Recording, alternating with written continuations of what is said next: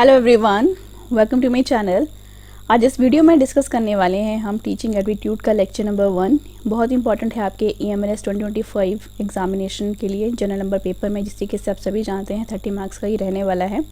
Lecture number 1 में आज हम डिस्कस करेंगे कॉन्सेप्ट ऑफ टीचिंग का कॉन्सेप्ट एक्चुअल में है क्या। इसके बाद हम डिस्कस करेंगे कि टीचिंग जो आप करवाते हो उसके मोड्स कितने हैं।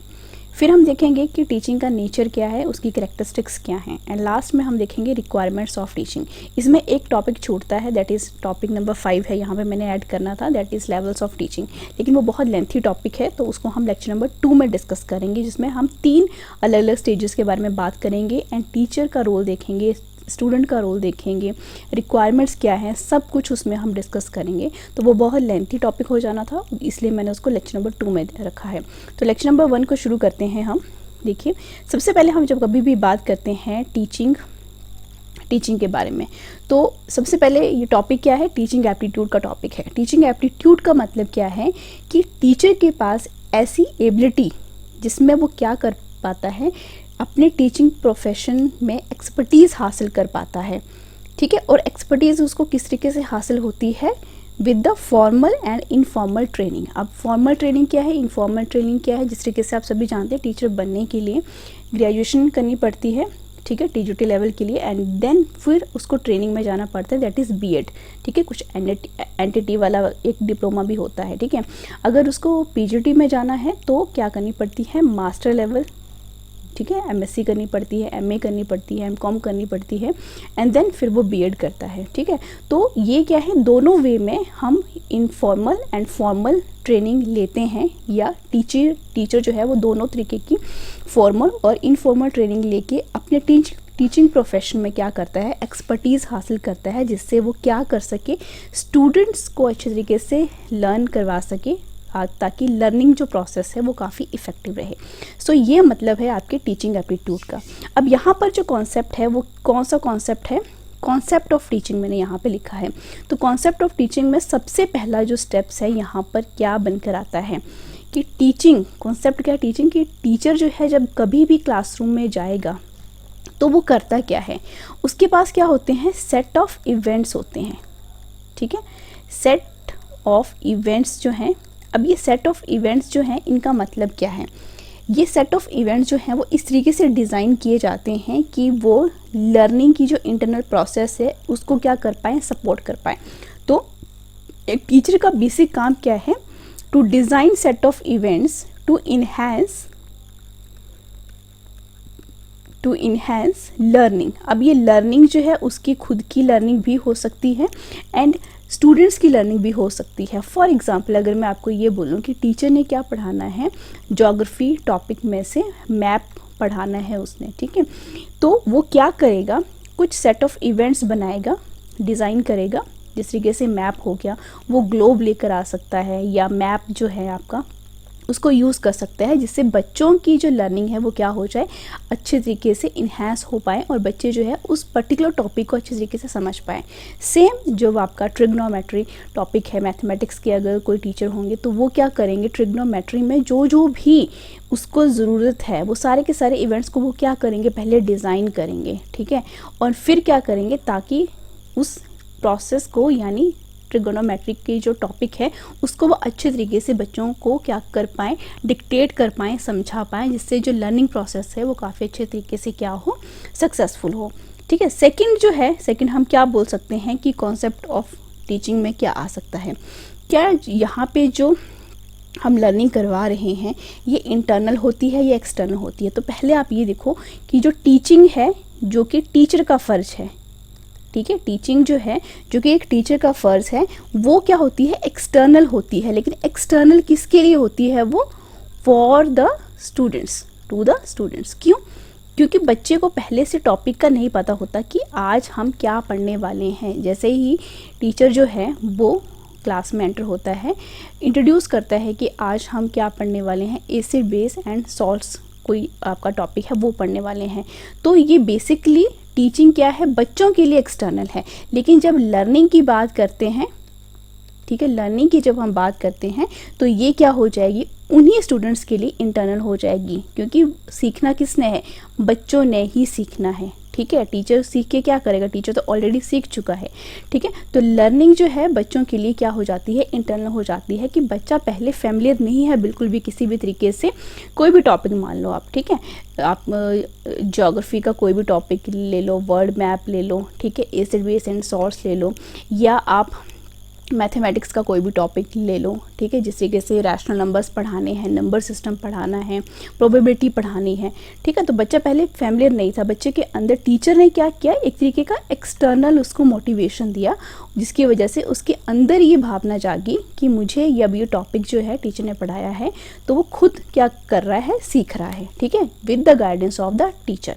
थर्ड क्या है, अब यहाँ पर हमने बोला कि जो टीचिंग है वो ना तो टीचर के बिना कंप्लीट हो सकती है और ना ही तो स्टूडेंट्स के बिना कंप्लीट हो सकती है।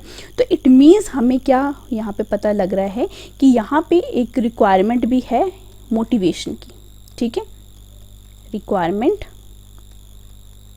ऑफ मोटिवेशन, क्योंकि विदाउट मोटिवेशन जो है वो बच्चा क्या नहीं कर पाएगा, सीख नहीं पाएगा। और ये मोटिवेशन किसके लिए है, स्टूडेंट्स के लिए है। और ये पूरे तरीके से ये जो मोटिवेशन रहेगी ये क्या रहेगी, आपके पास एक्सटर्नल रहेगी, ठीक है।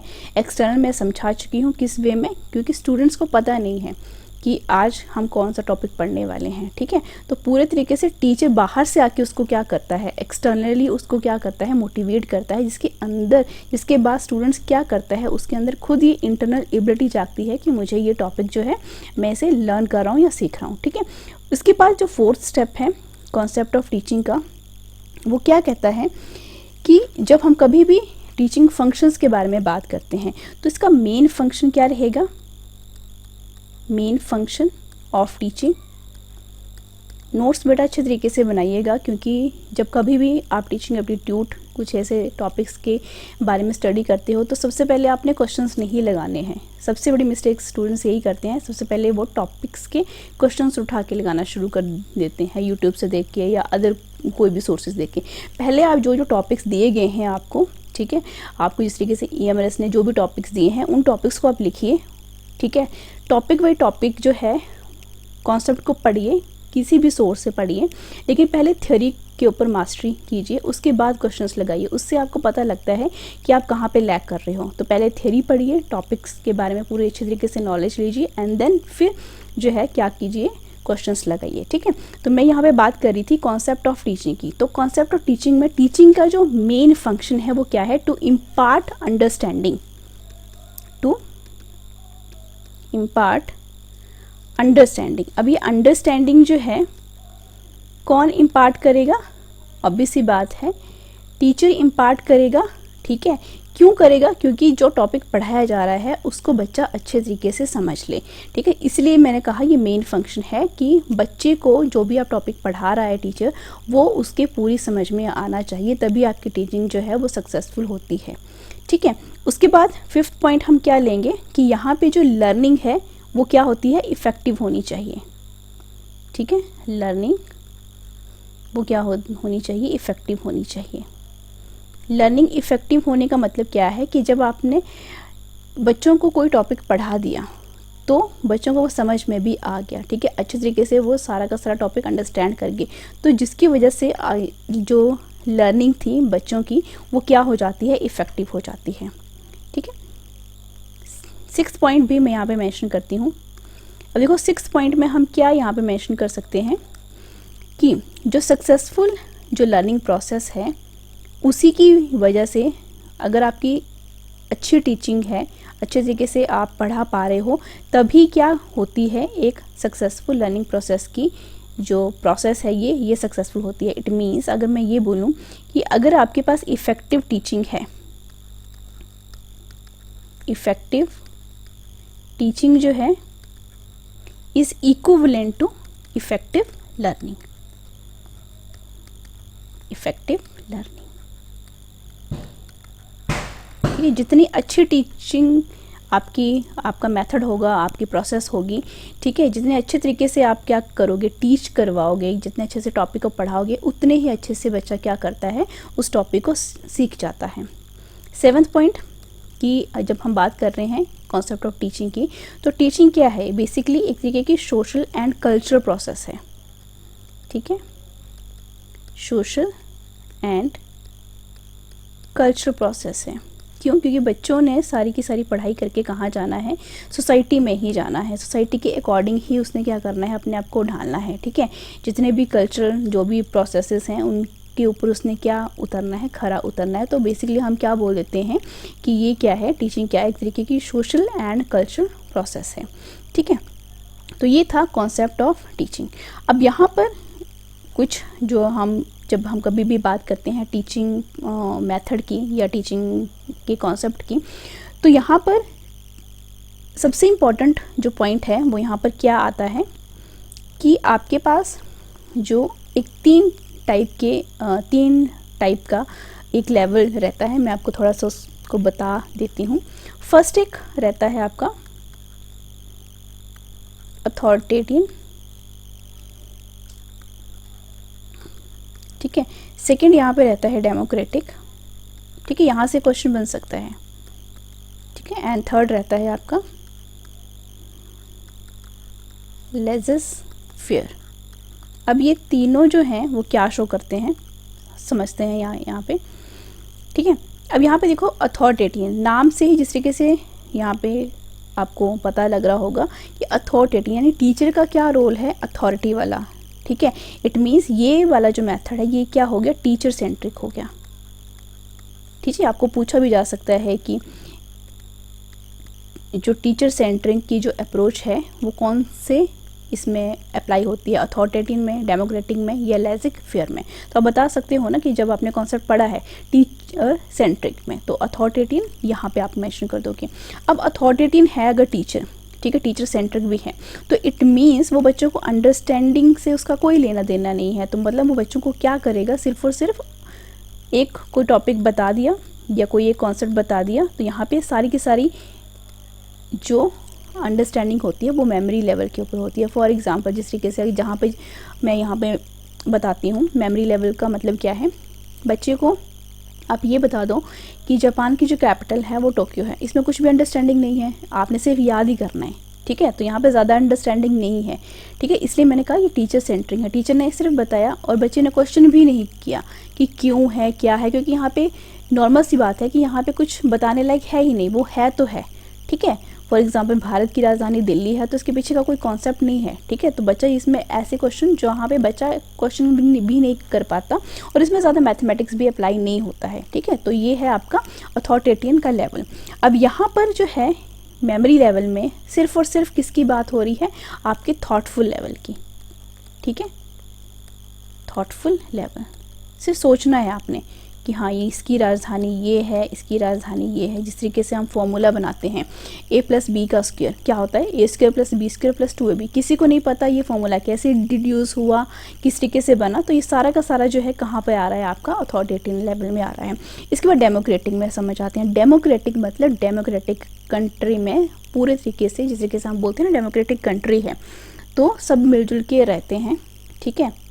तो यहाँ पर हम क्या बोलेंगे कि यहाँ पे अंडरस्टैंडिंग लेवल, कि यहाँ पर बच्चा क्या करेगा, रटेगा नहीं, वो पूछेगा भी, ठीक है। अंडरस्टैंडिंग लेवल है ये, ठीक है। और ये बेसिकली है तो मेमोरी लेवल ही, ठीक है। ये भी एक टाइप का क्या है, आपके पास मेमोरी लेवल भी है, लेकिन ये मेमोरी लेवल किस तरीके का है कि यहाँ पर आपकी इंटरेक्शन होती है टीचर, यहाँ पे कोई इंटरेक्शन नहीं है।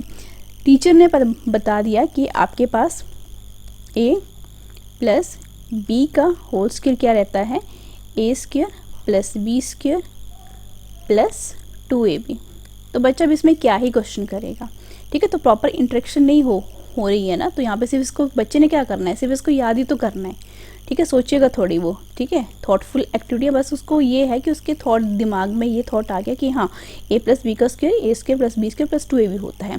लेकिन यहाँ डेमोक्रेटिक में क्या होगा, देयर इज़ एन इंट्रैक्शन होगी किस किस के बीच में, आपके स्टूडेंट्स एंड टीचर के बीच में, बिटवीन टीचर एंड स्टूडेंट के बीच में, ठीक है। फॉर एग्ज़ाम्पल यहाँ पर अगर बोलें कि मैंने बताना है बच्चे को कि एसिड क्या होता है, ठीक ठीक है। तो हम प्रॉपर बताएंगे कि एसिड ये होता है, ठीक है। अगर सपोज मैंने बच्चे को क्या बताना है, मैंने बताना है बच्चे को कि ट्रिगोनोमेट्री, ठीक है, ट्रिगोनोमेट्री के बारे में बताना है, ठीक है। तो बच्चा पूछेगा ना कि ट्रिगोनोमेट्री में कि अगर हम बात करें कि आपका टेंजेंट थीटा जो है, ठीक है, किस तरीके से आ रहा है। आप सभी जानते हो sine theta divided by cos theta करते हैं तब हमारे पास टेंजेंट थीटा आता है। अब ये साइन कॉस थीटा कैसे हैं, ये एंगल किस तरीके से लेते हैं, तो ये हम क्या कर सकते हैं, बच्चों के बीच में और टीचर के बीच में क्या होगी, एक तरीके की इंटरेक्शन होगी। करना तो उसने ये भी क्या है, याद ही करना है, ठीक है, लेकिन इसको वो किस तरीके से याद करेगा, एक प्रॉपर अंडरस्टैंडिंग में याद करेगा कि हाँ टेंजेंट थीटा जो है वो कैसे आ रहा है, sine theta divided by cos of theta, ठीक है। तो यहाँ पे टीचर जो है इसको इस तरीके से समझाएगा भी, ठीक है, कि कौन सी ये क्या होता है, आपके पास परपेंडिकुलर होता है, this is your base, this is your hypotenuse. तो प्रॉपर यहाँ पे क्या है, एक तरीके की अंडरस्टैंडिंग है, ठीक है। ये डिफरेंस है अथॉरिटेटिव एंड डेमोक्रेटिक में। मैंने दोनों के बीच में डिफरेंस बता दिया है, ठीक है। अब अपने एग्जाम्पल खुद भी ऐड कर सकते हो। थर्ड लेवल जो है दैट इज़ लेजस फियर। यहाँ पे क्या है, रिफ्लेक्टिव, यही लेवल है, ठीक है। Teacher centric, understanding level and reflective level, जिनको हम बाद में बहुत अच्छे तरीके से डिस्कस करेंगे लेक्चर नंबर 2 में। This is the reflective level. Reflective level में क्या है कि यहाँ पे इन्वॉल्वमेंट होती है प्रॉपर, ठीक है, इन्वॉल्वमेंट ऑफ टीचर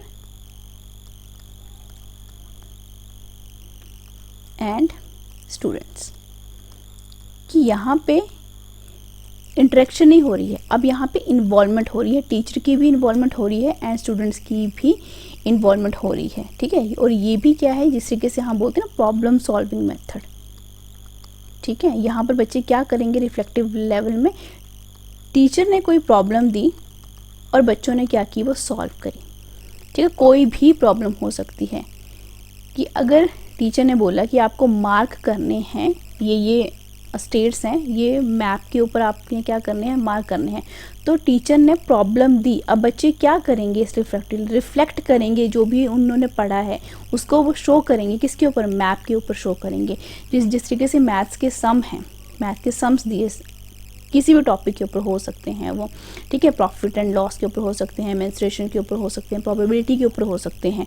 तो वो प्रॉब्लम देंगे एंड यहाँ पे बच्चे क्या करेंगे, अपनी अंडरस्टैंडिंग के अकॉर्डिंग उनको सॉल्व करेंगे, जिससे उनकी जो लर्निंग है वो हमें क्या होगी, रिफ्लेक्ट होगी, ठीक है। सो ये 3 लेवल हैं जो कि मैं आपको बाद में बहुत अच्छे तरीके से लेक्चर नंबर 2 में पढ़ाऊंगी, क्योंकि यहाँ पे टीचर का बहुत रोल है, ठीक है। कौन कौन से मॉडल्स यहाँ पे यूज़ होते हैं, ठीक है, सजेशंस हैं, एडवांटेज हैं, डिसएडवांटेज हैं, बहुत लंबा टॉपिक है, ठीक है।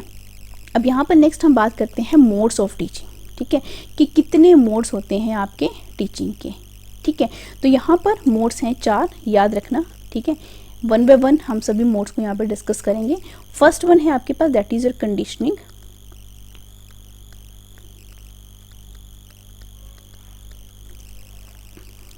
लिखते जाना जो जो मैं बोल रही हूँ, ठीक है, क्योंकि आपके नोट्स अच्छे तरीके से बन जाएंगे तो कोई प्रॉब्लम फिर बाद में नहीं आएगी क्वेश्चंस को अटेम्प्ट करने में।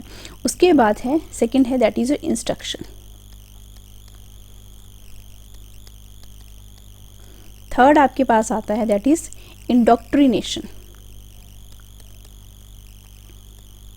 इंडोक्ट्रिनेशन मतलब मैं समझाती हूँ इनका, ठीक है। एंड लास्ट में है आपके पास ट्रेनिंग। सबसे पहले हम बात करेंगे यहाँ पे कंडीशनिंग की, ठीक है। पहला जो लेवल है दैट इज कंडीशनिंग, सॉरी पहला जो मोड है दैट इज योर कंडीशनिंग। अब देखो कंडीशनिंग, सॉरी कंडीशनिंग की स्पेलिंग,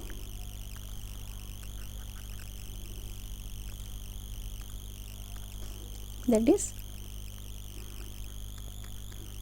कंडीशनिंग है। कंडीशन करना किसी भी चीज़ को, इट मीन्स आप क्या कर रहे हो, उसको शेप कर रहे हो, ठीक है।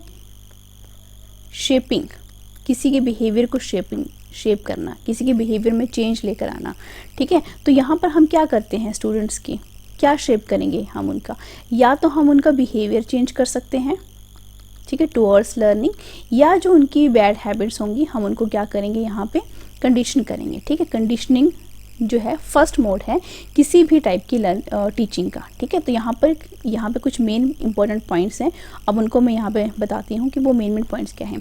कंडीशनिंग में जो है ये जो इसका स्कोप रहता है, ठीक है, स्कोप क्या है, अब हर कोई यहाँ पे टीचर जो है ज़्यादा ज़रूरी नहीं समझता है, ठीक है, टीचिंग और कंडीशनिंग में। तो यहाँ पर जो स्कोप है दैट इज़ नैरो, जो इसका स्कोप है that is narrow scope. Second point जो है यहाँ पर कंडीशनिंग करने के लिए हमें क्या ज़रूरत पड़ती है, हमें रीइंफोर्समेंट की ज़रूरत पड़ती है। तो यहाँ पर हम क्या बोलेंगे, नीड ऑफ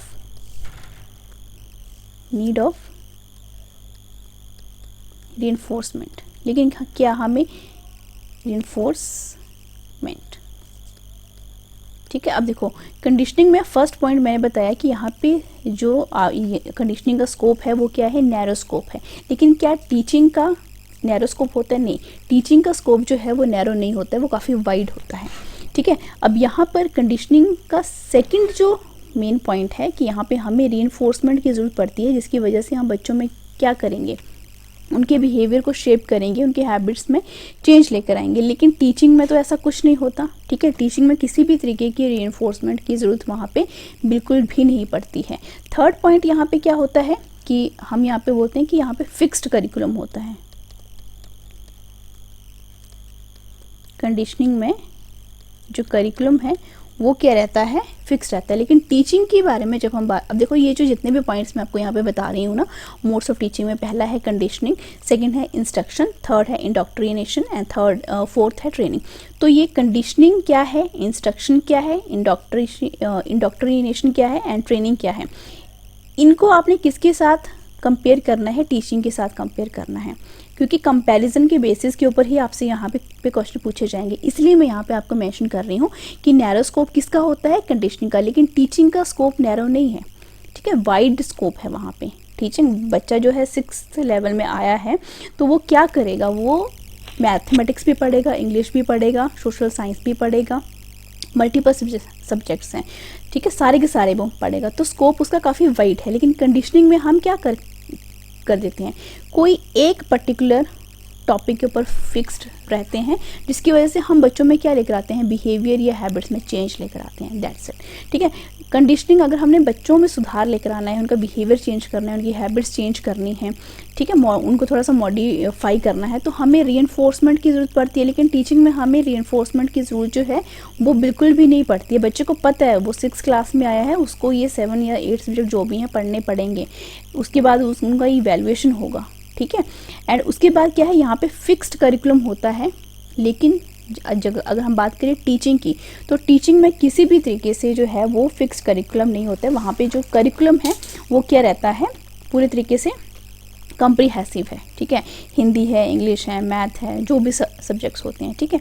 इसके बाद और एक पॉइंट क्या है कि जब हम कभी भी बात करते हैं कंडीशनिंग की, ठीक है, तो यहाँ पे जो इवैल्यूएशन है वो किस तरीके से हम करेंगे। अब कंडीशनिंग अगर हम कर रहे हैं तो हमें इवैल्यूएशन भी तो करनी पड़ेगी कि क्या बच्चे में वाकई हैबिट्स में कोई चेंज आया है, बिहेवियर में क्या कोई चेंज आया है, ठीक है। तो यहाँ पे जो इवैल्यूएशन होगी, इवैल्यूएशन वो हम कैसे देखेंगे कि अगर अच्छा सा उसमें चेंज आ जाता है, इट मीन्स हमने उसके सिर्फ और सिर्फ बिहेवियर में चेंज देखना है। तो मतलब आपके पास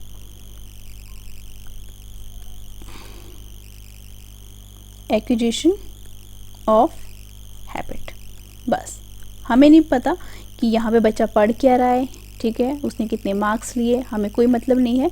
हमें सिर्फ बच्चे की हैबिट में चेंज आ गया तो इट मीन्स हम बोलेंगे कि हमारी कंडीशनिंग की जो प्रोसेस है वो क्या हो गई है, सफल हो गई है।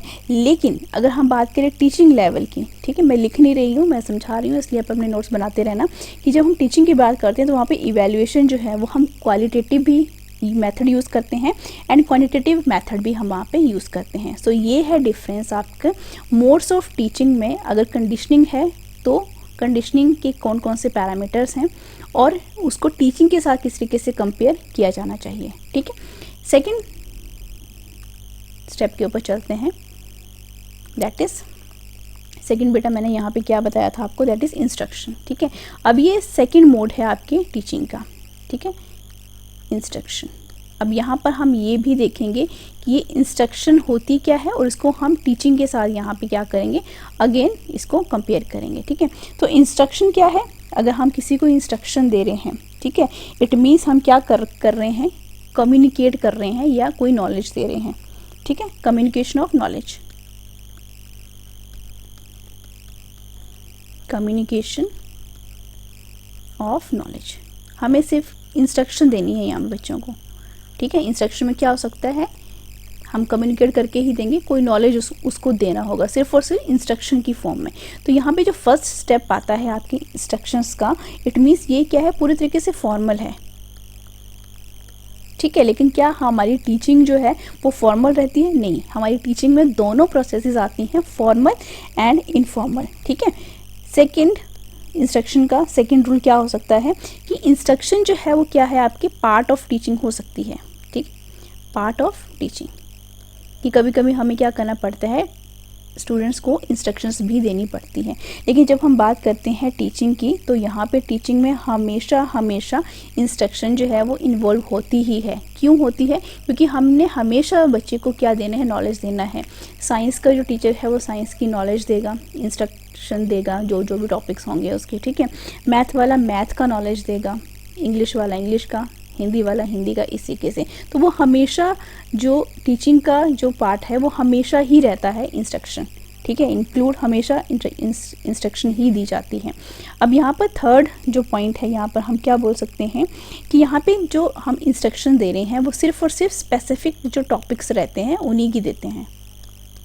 ठीक है, यहाँ बोल सकते हैं स्पेसिफिक सब्जेक्ट्स। ठीक है, जैसे किसी मॉरल वैल्यूज़ का कोई चैप्टर हो गया, वहाँ उसके बारे में हमने बच्चों को क्या देना है, नॉलेज देना है थ्रू इंस्ट्रक्शंस। ठीक है, लेकिन जब हम बात करते हैं टीचिंग की, ठीक है, तो वहाँ पे पूरे का पूरा हम क्या करते हैं, हम किसी भी स्पेसिफिक सब्जेक्ट के ऊपर जो है फोकस नहीं करते हैं। 7 सब्जेक्ट हैं तो 7 ही टीचर वहाँ पे रहेंगे बच्चे को पढ़ाने के लिए। ठीक है, इसके बाद है इंस्ट्रक्शन का एक और पॉइंट क्या है कि ये सिर्फ और सिर्फ क्लासरूम तक ही है। ठीक है, मतलब limited to classroom, limited to classroom. कि इंस्ट्रक्शन अगर आपने बच्चे को देनी है, आप क्लासरूम में आए, आपने क्या किया, मॉरल वैल्यूज़ के बारे में 10-12 पॉइंट जो है बच्चे को क्लास में आके बता दिए। इसके लिए आपको किसी भी तरीके की लैब की ज़रूरत नहीं है, लाइब्रेरी की ज़रूरत नहीं है। लेकिन टीचिंग में क्या है, आपको क्या ज़रूरत पड़ती है, लाइब्रेरी की ज़रूरत पड़ती है। ठीक है, आपने उसको क्या किसी स्पेशल वे में समझाना है, ठीक है, मॉडल्स के थ्रू समझाना है, चार्ट्स के थ्रू समझाना है, तो आपको प्रॉपर क्या चाहिए होते हैं, टीचिंग एड्स चाहिए होते हैं। लेकिन इंस्ट्रक्शंस के लिए ऐसा कुछ भी नहीं है। ठीक है, तो ये था आपका इंस्ट्रक्शन। अब नेक्स्ट हम बात करेंगे यहाँ पे, थर्ड पॉइंट यहाँ पे था, that is your indoctrination. Indoctrination. अब देखो, सबसे पहले तो आप ये समझो कि इंडोक्ट्रिनेशन का सिंपल सा मतलब क्या है कि यहाँ पे हम क्या करते हैं, नए बिलीव्स बनाते हैं। ठीक है, formation of the beliefs, formation of beliefs.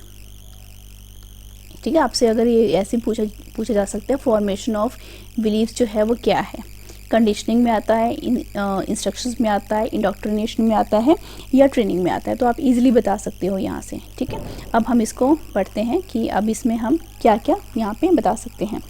अब इंडोक्ट्रिनेशन इट मीन्स हमने क्या करना है, फॉर्मेशन करनी है बिलीव्स की। तो ये भी क्या हो गया, यहाँ पे इसका स्कोप भी क्या हो गया, नैरो स्कोप हो गया। अब इसको ज़रा आप करो ज़रा कंपेयर टीचिंग के साथ। तो टीचिंग का स्कोप क्या है, हम वहाँ पे फॉर्मेशन ऑफ बिलीव्स नहीं बनाते हैं, हम बच्चे की ओवरऑल डेवलपमेंट करते हैं, चाहे वो फिजिकल लेवल पे हो, मेंटल लेवल के ऊपर हो। ठीक है, हर तरीके से ओवरऑल डेवलपमेंट करते हैं हम बच्चे की। लेकिन यहाँ पे हम क्या करते हैं, हमने क्या करना है, सिर्फ कोई उसका बिलीव बनाना है। ठीक है, तो ये क्या है, बहुत ही लिमिटेड या नैरो स्कोप है। ठीक है, इसके बाद सेकेंड स्टेप जो है वो क्या है कि यहाँ पे जो बिलीव्स हमने बनाए हैं वो क्या हो सकते हैं, चेंजेस भी हो सकते हैं। ठीक है, तो चेंजेस बिलीव्स, यहाँ पर हम क्या कर रहे हैं, बच्चों के बिलीव्स को क्या कर रहे हैं, हम चेंज कर रहे हैं, ठीक है। लेकिन जब हम बात करते हैं टीचिंग की, तो टीचिंग में क्या होता है कि वहाँ पे पूरे का पूरा हम बच्चों में क्या देखते हैं, पोटेंशियल देखते हैं। हमें कोई लेना देना नहीं होता कि उसके बिलीव्स क्या हैं या उसका एटीट्यूड क्या है, ठीक है। हमें सिर्फ और सिर्फ उसका जितना पोटेंशियल है हम उसको क्या करते हैं, डेवलप करते हैं। इसके बाद देखो थर्ड पॉइंट क्या है कि यहाँ पे सिर्फ और सिर्फ अगर हमें क्या करना है, किसी का बिलीव बनाना है, तो यहाँ पे सिर्फ और सिर्फ हम क्या करेंगे, प्रॉब्लम का सिर्फ एक ही सोल्यूशन होता है। तो यहाँ पे हम क्या लिखेंगे, ओनली वन सोल्यूशन। हम एक ही सोल्यूशन यहाँ पे दे सकते हैं,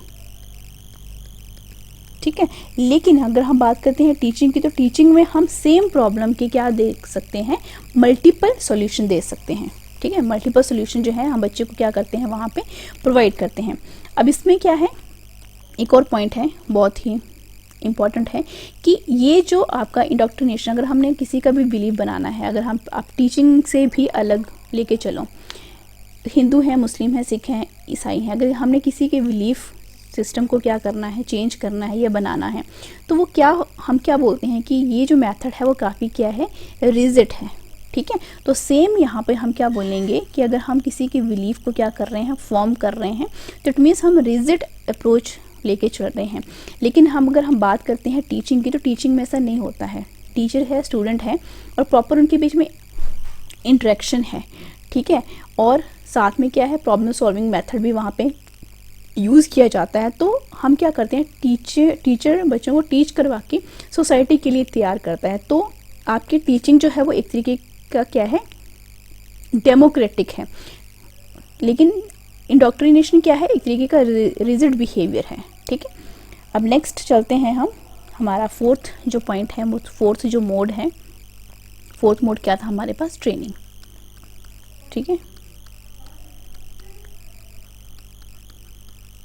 अब देखो ट्रेनिंग का मतलब क्या है, ट्रेनिंग में हमने क्या करना है, हम ट्रेनिंग में क्या करते हैं, स्किल्स के ऊपर काम करते हैं या स्किल्स को क्या करते हैं, मॉडिफाई करते हैं, ठीक है। तो ट्रेनिंग में आप सिर्फ इतना समझ लेना, to shape skills,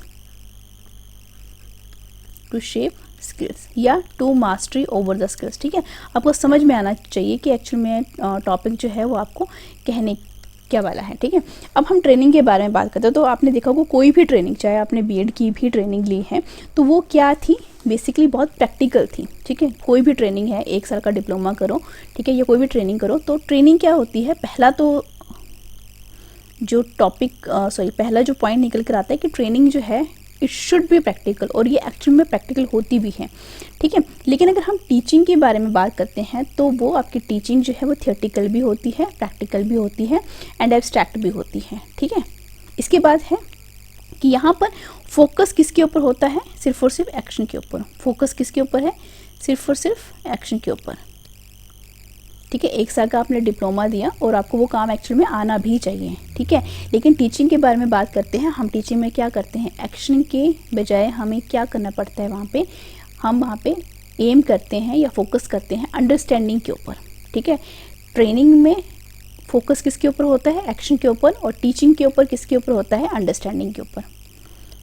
third point क्या है कि यहाँ पे जो भी ट्रेनिंग का टॉपिक होता है वो क्या है, काफ़ी स्पेसिफिक है। आप समझ गए होंगे कि अगर किसी ने 1 साल का डिप्लोमा करना है, तो पूरे साल वो पूरे का पूरा जो सब्जेक्ट होगा वो क्या रहेगा, आपका स्पेसिफिक रहेगा, ठीक है। तो सब्जेक्ट क्या है यहाँ पे, स्पेसिफिक है। लेकिन टीचिंग में क्या है कि आपका जो भी आपका टॉपिक है या सब्जेक्ट है, ठीक है, वो क्या है, इंडिपेंडेंट होता है। नेक्स्ट पॉइंट है, बहुत ही इंपॉर्टेंट पॉइंट है कि जो आपके ट्रेनिंग जितने भी प्रोग्राम्स होते हैं, ये क्या होते हैं, शॉर्ट टर्म वाले होते हैं, ठीक है। कि कोई भी आपने अगर ट्रेनिंग लेनी भी हो तो 1-2 साल से वो ज़्यादा नहीं हो सकती, ठीक है। पूरी ज़िंदगी इंसान ट्रेनिंग नहीं करता रहता है, तो इसीलिए ये क्या है, शॉर्ट टर्म कहलाती है।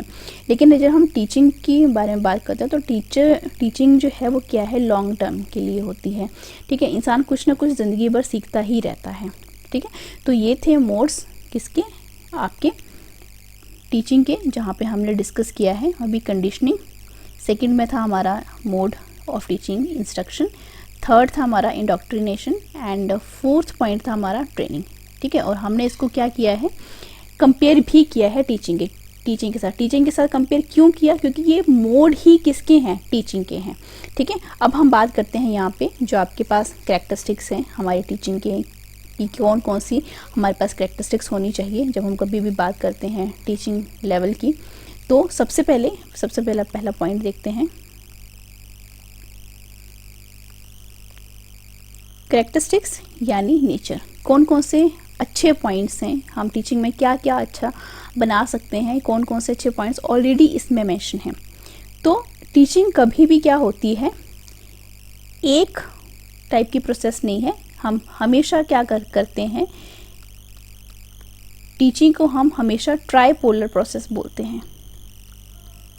ठीक है, ट्राइपोलर प्रोसेस। अब ट्राइपोलर प्रोसेस हम क्यों बोलते हैं ये भी अब बेटा आप लिखते चलना, मैं बोलती जा रही हूँ। ट्राइपोलर प्रोसेस मीन्स एक हमें क्या चाहिए, टीचर चाहिए नंबर 1, नंबर 2 पे हमें क्या चाहिए, स्टूडेंट चाहिए जिसको हमने पढ़ाना है, और थर्ड पे हमें चाहिए कोई एक स्पेसिफिक कंटेंट या सब्जेक्ट जो कि हमने क्या करना है, टीचर पढ़ाएगा। टीचर के पास कुछ है ही नहीं पढ़ाने के लिए तो बच्चों को क्या पढ़ाएगा। ठीक है, तो एक हमें क्या चाहिए होता है, स्टूडेंट, टीचर और पर्टिकुलर कोई टॉपिक या कोई सब्जेक्ट। ठीक है, तो इसलिए हम क्या बोलते हैं कि टीचिंग क्या है, एक तरीके की ट्राइपोलर प्रोसेस है। ठीक है, सेकंड जो सबसे इम्पॉर्टेंट यहाँ पे जो इसकी कैरेक्टरिस्टिक्स है, दैट इज़ टीचिंग क्या है, एक तरीके की इंटरेक्टिव प्रोसेस है। टीचिंग क्या है, एक तरीके की इंटरेक्टिव प्रोसेस है, क्योंकि विदाउट, अगर आप इंटरेक्ट ही नहीं करोगे बच्चों के साथ तो आप उसको टीचिंग नहीं बोल सकते। ठीक है, टीचिंग जो है इंटरेक्टिव प्रोसेस है जिसमें टीचर जो है इंटरेक्ट करता है बच्चों के साथ, बच्चे इंटरेक्ट करते हैं टीचर के साथ उस टॉपिक के ऊपर जो कि उस टाइम पे पढ़ाया जा रहा है।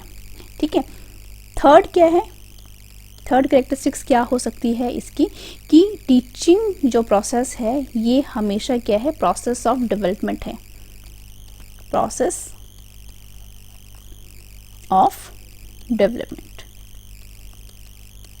कि हम यहाँ पे बच्चों की क्या करते हैं, अब ये डेवलपमेंट क्या है, हर तरीके की डेवलपमेंट। हम टीचिंग की जब कभी भी बात करेंगे हमने बच्चों की ओवरऑल डेवलपमेंट क्या करनी है, इन्हेंस करनी है, कि बच्चा फिजिकली, मेंटली, स्पिरिचुअली, ठीक है, हर तरीके से क्या कर पाए, अच्छे तरीके से समझ पाए। क्योंकि टीचर का यही काम है, बच्चा स्कूल में रहता है तो निरंतर वो क्या करे, उसकी पर्सनैलिटी में, उसके बिहेवियर में, उसके एकेडमिक में, ठीक है, कल्चरल एक्टिविटीज़ में वो अच्छे तरीके से इन्हेंस कर पाए अपनी स्किल्स को।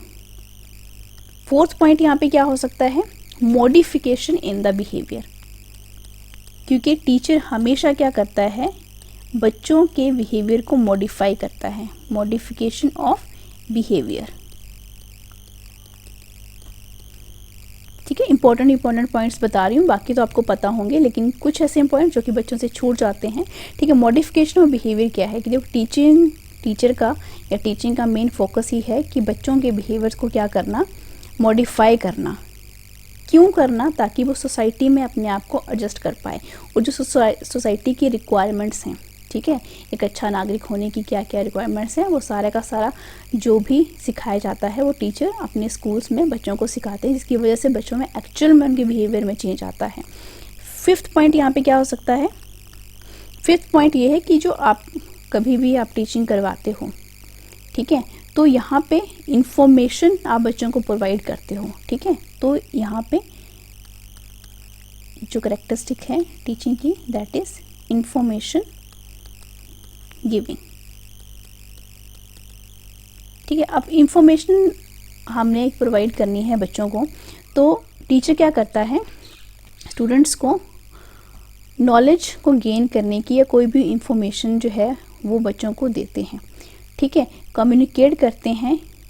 आजकल अलग अलग टीचिंग मेथड्स, टीचिंग एड्स जो हैं, स्मार्ट लैब्स आ चुकी हैं, तो वहाँ पे जो है बच्चों को इन्फॉर्मेशन दी जाती हैं। सपोज़ अगर जिस तरीके से थ्योरेटिकल सब्जेक्ट्स होते हैं, ठीक है, बच्चों को अगर अच्छे तरीके से नहीं समझ में आते हैं तो टीचर क्या करता है, प्रैक्टिकल मेथड यूज़ करते हैं, या स्मार्ट लैब में ले जाके कोई पर्टिकुलर एक वीडियो दिखा देगा कि हाँ ये प्रोसेस जो है वो इस तरीके से होती है। ठीक है, तो इन्फॉर्मेशन वो किसी भी वे में दे सकता है। अगर वो बच्चों को समझ में नहीं आ रही है, थियोरेटिकली नहीं समझ में आ रही है, तो प्रैक्टिकल वे में समझाओ।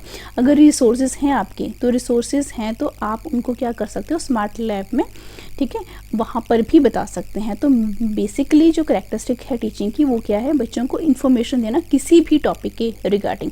अलग अलग सब्जेक्ट्स हैं तो अलग अलग सब्जेक्ट्स के रिगार्डिंग जो है इन्फॉर्मेशन दी जा सकती है। 6 पॉइंट भी यहाँ पे मेंशन करते हैं। 6 पॉइंट बेटा क्या हो सकता है यहाँ पे कि टीचिंग जो है बेसिकली एक तरीके का आर्ट है। ठीक है, तो ये भी इसकी क्या है, एक तरीके की करैक्टरिस्टिक्स ही है कि टीचिंग जो है एज एन आर्ट भी हम क्या बोल सकते हैं कि इसकी एक करैक्टरिस्टिक्स है। अब ये आर्ट क्यों बोला जाता है, क्योंकि यहाँ पर टीचर क्या करता है, अपने टैलेंट को यूज़ करता है, अपनी क्रिएटिविटी को यूज़ करता है, जिसकी वजह से वो अपनी टीचिंग को क्या बनाता है, बहुत ही ज़्यादा प्रैक्टिकल एंड इफ़ेक्टिव बनाता है। इसलिए मैंने यहाँ पे इसको मेंशन किया है। 7th पॉइंट क्या है, मैं यहाँ पे टोटल आपको 15 पॉइंट्स लिखवा दूंगी, ठीक है, जहाँ से भी क्वेश्चंस आ सकते हैं।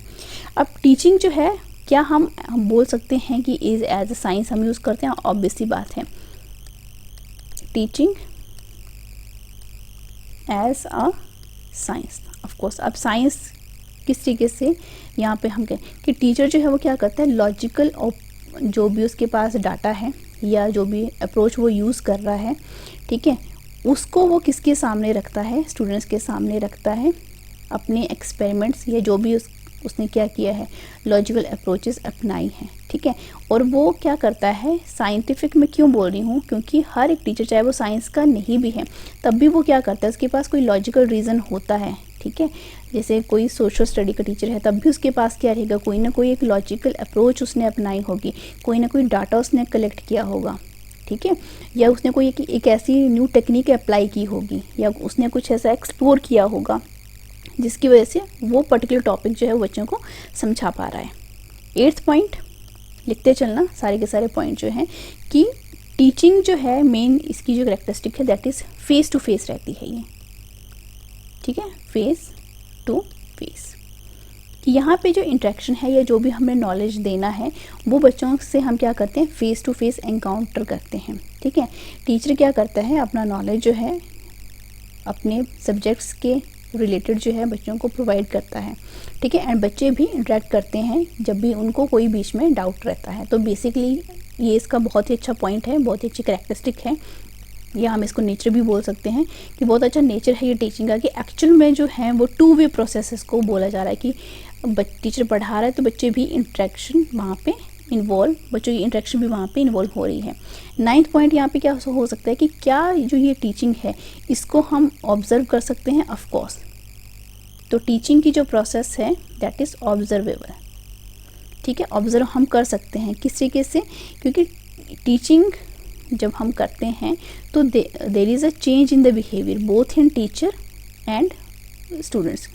टीचर जब अच्छा पढ़ा के आता है तो उसको खुद भी खुशी होती है, तो वो उसके बिहेवियर में दिखता है, और बच्चों को वो टॉपिक अच्छे तरीके से समझ में आ गई तो बच्चे भी खुश होते हैं कि एक्चुअली में उन्हें वो टॉपिक समझ में आ गया है। तो जब उनको उनके बिहेवियर में हमें ये चेंज देखने को मिल रहा है कि हाँ कि हमें ये टॉपिक समझ में आ चुका है, तो बिहेवियर बेसिकली क्या हम कर सकते हैं, ऑब्जर्व कर सकते हैं। 10th पॉइंट यहाँ पे देखो कि क्या हम यहाँ पे टीचिंग की करैक्टरिस्टिक्स में हम ये बोल सकते हैं कि ये क्या है, काफ़ी ज़्यादा स्किल्ड ऑक्यूपेशन है, ऑफ कोर्स। तो एक नेचर या एक करैक्टरिस्टिक जो है कि आपका जो टीचिंग का प्रोफेशन है that is a skilled occupation. कोई भी उठ के आकर ये नहीं बोल सकता that I am a teacher. आपको टीचर बनने के लिए बहुत ज़्यादा मेहनत करनी पड़ती है।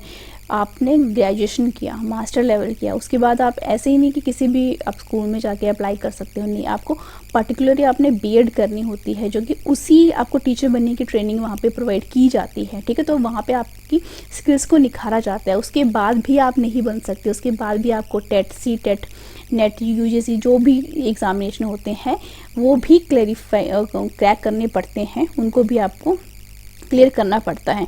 तो इट मीन्स आपके पास ये क्या है, एक तरीके का टीचिंग जो प्रोफेशन है that is a skilled occupation. ठीक है, इसके बाद हम बात करते हैं 11th पॉइंट की। 11th पॉइंट में हम ये बोल सकते हैं कि जब हम कभी बात करते हैं टीचिंग प्रोसेस की, तो क्या यहाँ पे इस अप्रोच को हम बोल सकते हैं कि क्या ये डेमोक्रेटिक है। Of course teaching is always democratic. ठीक है, टीचिंग इज़ ऑलवेज डेमोक्रेटिक, क्योंकि यहाँ पे टीचर जो है वो सिर्फ बच्चों के लिए ही स्कूल में आता है। अगर बच्चे नहीं रहेंगे तो वो उस स्कूल का या उस टीचर का क्या फ़ायदा। तो बेसिकली ये क्या है, डेमोक्रेटिक प्रोसेस है। टीचर बच्चों के लिए है, बच्चों को नॉलेज देने के लिए है, उनके बिहेवियर में चेंजेस लाने के लिए है। That is why it is called as democratic. ठीक है, इसलिए वो जितना स्टूडेंट्स रिस्पेक्ट नहीं करते हैं टीचर की, उससे ज़्यादा टीचर रिस्पेक्ट करता है अपने स्टूडेंट्स की, कि एक्चुअल में I have students to teach. अगर स्टूडेंट्स नहीं होंगे टीच करने के लिए तो वो अपनी टीचिंग स्किल्स जो है वो नहीं दिखा पाएगा। स्टूडेंट्स को इनक्रेज करते हैं क्वेश्चन पूछने के लिए। ठीक है, तो ये सारा का सारा जो प्रोसेस है टीचिंग का, ये बहुत अच्छी कैरेक्टरिस्टिक्स है डेमोक्रेटिक वाली। ठीक है, 12th पॉइंट क्या है यहाँ पे, मैं यहाँ पे बता सकती हूँ कि आपके पास टीचिंग जो है वो एक तरीके की मेमोरी लेवल से लेके रिफ्लेक्टिव लेवल तक पहुँचने की एक क्या टेक्निक है। ठीक है, तो it means memory to reflective level, memory to reflective level.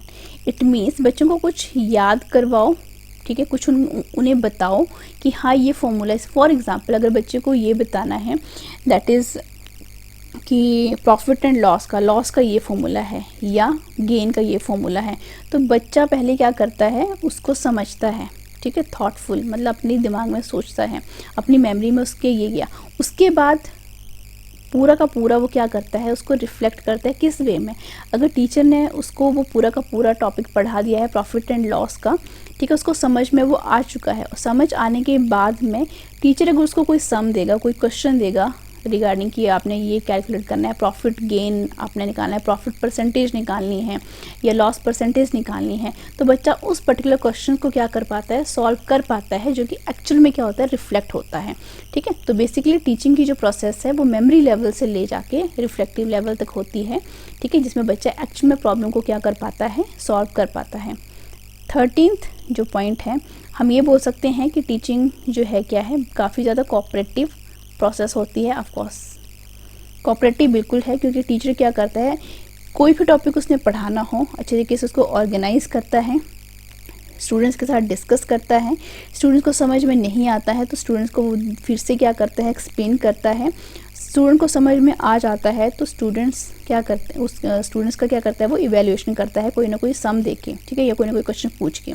ठीक है, तो ये बेसिकली सारा का सारा एक तरीके की क्या है, कोऑपरेटिव प्रोसेस है, कि टीचर पढ़ा रहा है, बच्चा पढ़ रहा है, बच्चे को समझ में नहीं आ रहा, वो दोबारा टीचर से पूछ रहा है, टीचर फिर से क्या कर रहा है, उसको दोबारा से समझा रहा है, एंड फिर उसके बाद क्या हो रही है, उसकी इवैल्यूएशन हो रही है। तो पूरे तरीके से ये क्या है, एक तरीके की कोऑपरेटिव प्रोसेस है।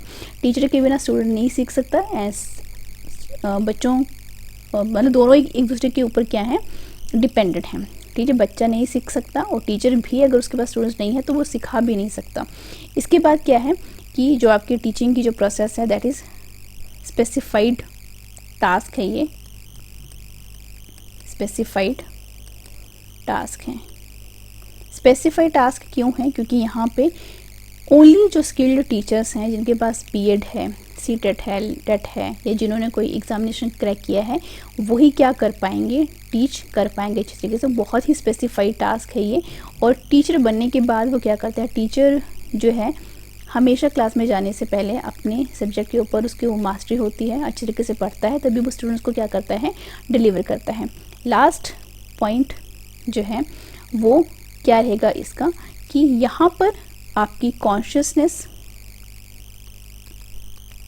एंड अनकॉन्शियस लेवल दोनों के दोनों लेवल जो हैं वो क्या होते हैं, यूज़ होते हैं। तो हम ये बोल सकते हैं कि जो आपकी जो टीचिंग की जो प्रोसेस है that is conscious and unconscious process बिल्कुल है। देखो, जब कभी भी अनकॉन्शियस लेवल के बारे में बात करते हैं, इट मीन्स कि बच्चे को वो टॉपिक पहले से नहीं पता है, उसके अंदर ये डाला जाता है, ठीक है, कुछ इंटेलेक्चुअल प्रोसेस के थ्रू। ठीक है, उसके बाद लर्निंग रिक्वायर होती है, मतलब बच्चा सीखता है, ठीक है, कॉन्शियसली सीखता है जब टीचर उसको पढ़ाता है, या कोई प्रॉब्लम जो है उसने कॉन्शियसली सीखी। ठीक है, तो हम बोल सकते हैं कि जो टीचिंग की जो प्रोसेस है ये consciously and unconsciously one way मतलब वे टू वे मतलब साथ साथ चलती है। ठीक है, तो ये कुछ पॉइंट्स हैं जो कि मैंने आपको बताए हैं कैरेक्टरिस्टिक्स या नेचर ऑफ द टीचिंग में। ये आपको सारे पॉइंट्स पता होने चाहिए, और ये जो भी मैंने यहाँ पे एक्सप्लेन किया है आई होप आपने उसको नोट डाउन कर लिया होगा। अब हम यहाँ पर आ जाते हैं, that is requirements in teaching, कि टीचिंग में किस किस की रिक्वायरमेंट होती हैं। तो पहले तो आप समझो कि टीचिंग में सबसे पहले हमें टीचिंग वेरिएबल्स चाहिए होते हैं। ठीक है, टीचिंग वेरिएबल्स। अब ये टीचिंग वेरिएबल्स एक्चुअल में है क्या? टीचिंग वेरिएबल्स में हमें 3 वेरिएबल्स चाहिए। ठीक है, फर्स्ट वन तो हमें क्या चाहिए? टीचर चाहिए पढ़ाने के लिए। टीचर नहीं होगा तो टीचिंग की प्रोसेस तो शुरू ही नहीं होगी। ठीक है, दूसरे में हमें क्या चाहिए? स्टूडेंट सेट चाहिए जिनको हमने क्या करना है? पढ़ाना है। और थर्ड लेवल पे हमें क्या चाहिए? कोई ना कोई मटेरियल चाहिए।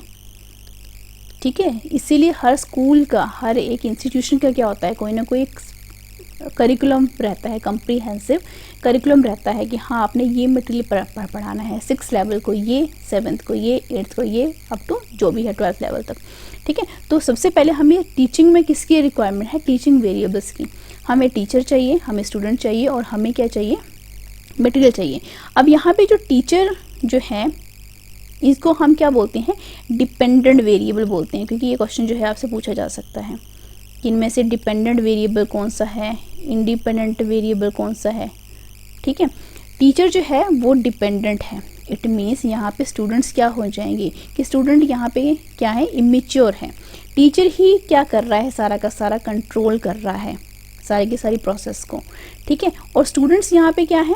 That is independent variable. Independent variables. अब देखो इंडिपेंडेंट वेरिएबल्स हैं, इट मीन्स टीचर ही सारी रिस्पॉन्सिबिलिटी उठाएगा उनको टीच करने की, क्योंकि स्टूडेंट्स में इतना कैलिबर नहीं होता है कि सारी की सारी वो बुक खुद ही पढ़ पाएँ। ठीक है, या उनको टॉपिक ऐसे खुद ही समझ आए। तो सारी की सारी जो रिस्पॉन्सिबिलिटी है वो किसकी है? टीचर की है। इसलिए हम इसको स्टूडेंट्स को क्या बोलते हैं? इंडिपेंडेंट वेरिएबल्स बोल रहे हैं। ठीक है, अब यहाँ पे जो इंडिपेंडेंट वेरिएबल्स हैं ये फ्री होते हैं, मतलब फुल कंट्रोल होता है। ठीक है, मतलब ये फ्री टू एक्ट है, मतलब कुछ भी टॉपिक, कोई भी डाउट हो ये पूछ सकते हैं।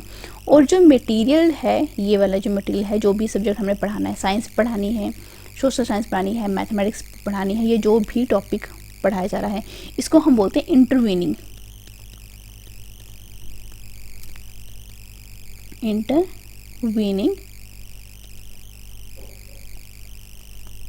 वेरिएबल्स।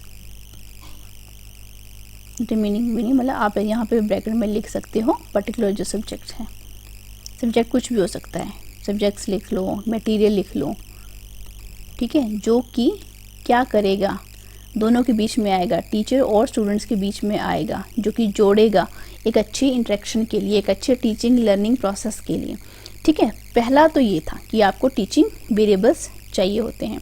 उसके बाद सेकेंड जो रिक्वायरमेंट है that is subject matter. Subject matter. अब सब्जेक्ट मैटर में आपको क्या चाहिए होता है? सब्जेक्ट मैटर में कि इट मीन्स जो भी आप टॉपिक पढ़ाने जा रहे हो, ठीक है, ये सारा का सारा जो टॉपिक्स हैं वो कौन सिलेक्ट करेगा? Topics selected by teacher.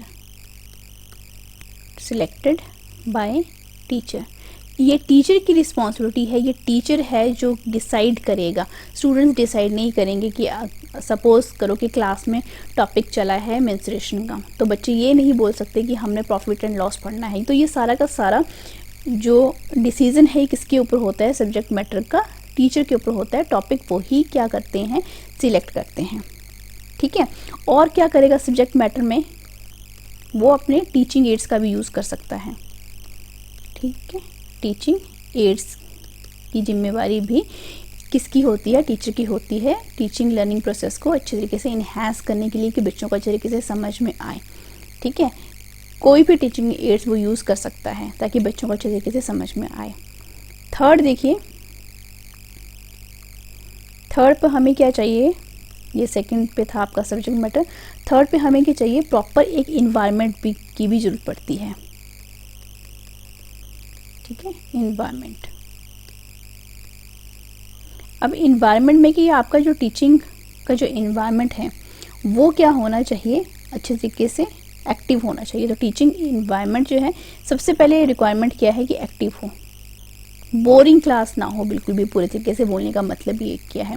और ये सारी की सारी रिस्पॉन्सिबिलिटी किसकी है, टीचर की रिस्पॉन्सिबिलिटी है कि वो क्या करे, अच्छे तरीके से इन्वायरमेंट को क्रिएट करे, ठीक है, और क्या करे, अपनी प्रोसेस को काफ़ी इंटरेस्टिंग बनाए ताकि बच्चों को जो है वो टॉपिक काफ़ी अच्छे से समझ में आना चाहिए। तो इन्वायरमेंट की भी ड्यूटी किसकी है, टीचर की है, ताकि वो इन्वायरमेंट जो क्लास का रहे वो डल ना रहे, वो एक्टिव रहे, बच्चे एक्टिवली क्या कर पाएँ, पार्टिसिपेट कर पाएँ, या हम ये बोल सकते हैं कि जो इंटरेक्शन है वो प्रॉपर तरीके से हो। ऐसा नहीं हो, मतलब इंटरेक्शन जो है वो क्या हो, इस तरीके की प्रॉपर हो, कि ऐसा ना हो कि टीचर आया, बच्चों को समझ में कोई टॉपिक आया नहीं, बच्चों ने कोई क्वेश्चन पूछे नहीं और वो चला गया, ठीक है। प्रॉपर एक इंटरेक्शन होनी चाहिए और ये टीचर की ही रिस्पॉन्सिबिलिटी है कि बच्चे जो हैं वो इंटरेक्ट करें। अगर बच्चों को नहीं समझ में आ रहा है तो बार बार बच्चों को क्या करना है, मोटिवेट करना है, ठीक है। फोर्थ पॉइंट कि टीचिंग में आपको और किस किस की ज़रूरत पड़ सकती है। फोर्थ पॉइंट देखो, फोर्थ पॉइंट यहाँ पे सबसे इम्पोर्टेंट पॉइंट है, दैट इज़ कि आपने क्या करना है, फंक्शंस जो हैं टीचिंग वेरिएबल्स की, ठीक है, फंक्शंस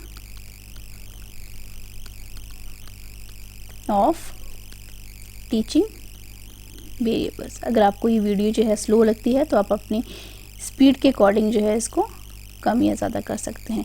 अब जो टीचिंग के जो वेरिएबल्स हैं या फंक्शन जो भी मैं बोल रही हूँ यहाँ पे 3 लेवल की रहती है, ठीक है।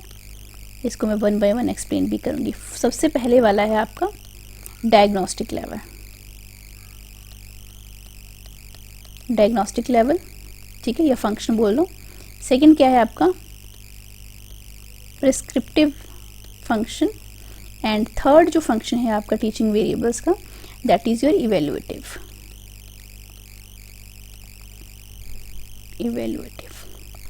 अब यहाँ पे सबसे पहले टीचर ने क्या करना है, डायग्नोस करना है किसी भी प्रॉब्लम को, ठीक है, और फिर क्या करना है, उनको सूटेबल कंटेंट प्रोवाइड करना है किनको, स्टूडेंट्स को, एंड बाद में क्या करना है, थर्ड लेवल पे जाके फिर इनको क्या करना है, इवेल्युएट करना है।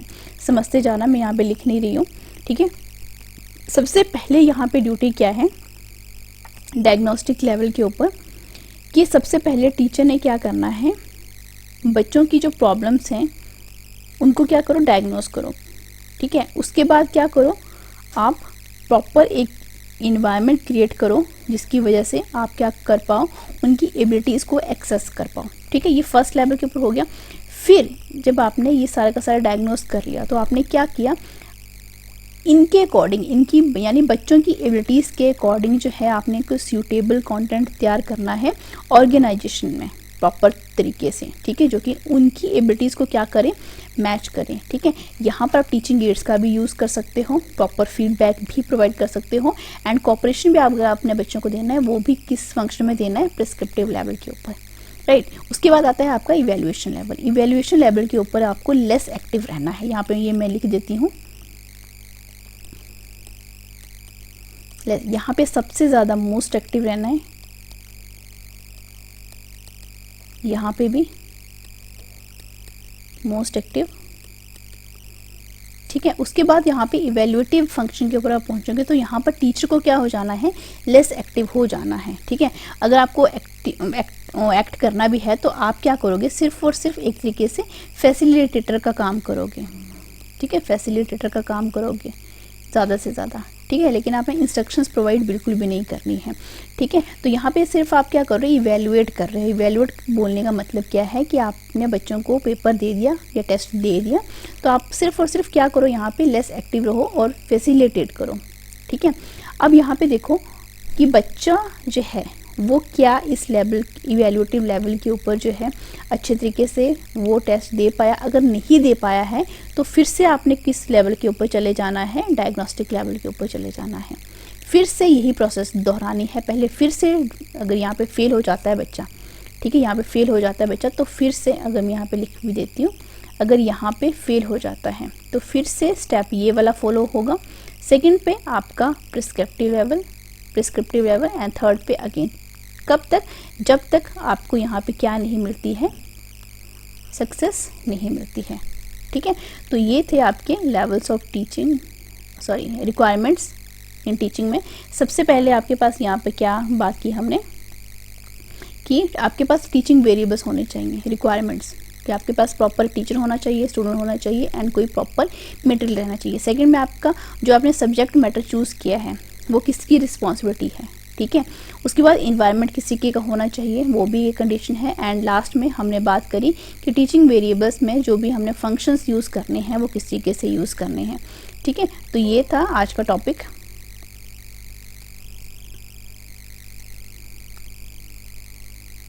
ठीक है, तो यहाँ पे अगर आप सेकंड लेक्चर में हम बात करेंगे कि हम जो स्टेजेस हैं आपके टीचिंग की उनके बारे में डिस्कस करेंगे। Thank you so much. Like share and subscribe for more.